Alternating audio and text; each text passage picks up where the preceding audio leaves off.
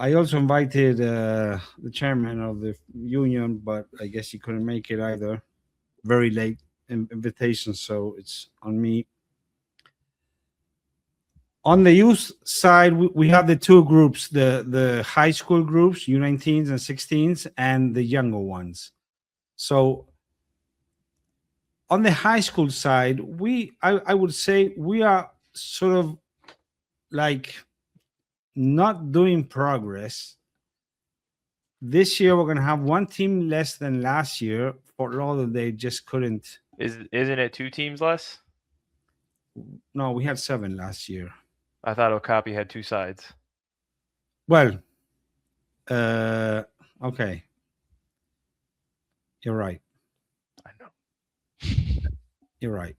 Okay, but You got to recognize when teams make that effort. Yeah, the Fort Lauderdale bunch, they were so brave, man. They played all their games. They did, they showed up with 15 players and just. Oh yeah, I've got one of those kids is at FSU now. They're tough as nails, man. I'm sorry, 2 of them are at FSU now, and they play their heart out. Tough as nails, man. And the group of coaches, they were pushing hard, but I guess they it's a little bit of a mystery what is going on at this level, because it's like we had a peak back in 2015, 17. Oh, I mean, go back to even in 2010. I remember like there was a bunch of just individual schools that had teams. At some point, we had like 3 or 4 schools. The schools are all gone. The last one was that we lost Gibbons last year, Gibbons. And funny fact, 6 teams is exactly how the high school started back in 2005. The first championship had 6 teams. So that sort of says something.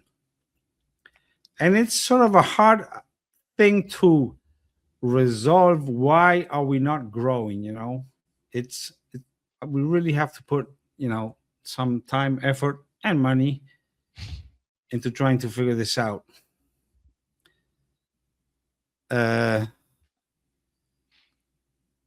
So in this division, I think they have a home and away also scheduled because of the 6 teams. So that's good. And of course, Okapi always looking good, as they have been in the past year. So we'll see how this one goes. They're going to have quarterfinals, and as you see there, well, the finals being played in Western. On the U16 side, we just have 4 teams. This is part of this problem we have, that we have like gaps, because you would think that, or you would want for any U19 team to have a U16 beneath, right? Because yeah, it makes sense. I was really shocked that it wasn't Wellington that was one of those 4. Well, Wellington and Boca, which is not on the list. Oh, Boca, geez, that's Jacksonville at the top. My goodness. But they've been dragging this issue now for a couple of years, and Wellington and Boca, they're going to do a Barbarian team and play, together. They're not on this schedule because they're not going to be playing for the championship. It's going to be like friendlies. But yes, it's something that, we have to try to get it better. And then on the youth side, U14s and under, what they typically do is they have festivals where they get days, all together. Sometimes, typically like here in the South Florida are the big ones, and then on the west side they also do some among the Tampa and St. Pete area and surroundings, Sarasota. But they have a pretty intense, schedule. They have like, I think I counted, it was like 12, around 12 festivals during the season. Wow, that's It's a bit much, but hey. What? You don't think it's a lot? I said that's a bit much.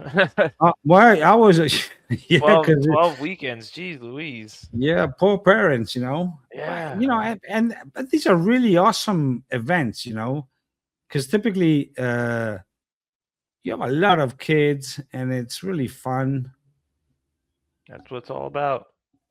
And listen, the same way in other divisions, you want, the division like you have in college, the D1 and 2, you want more teams in the 2 to support. This is like where it all starts,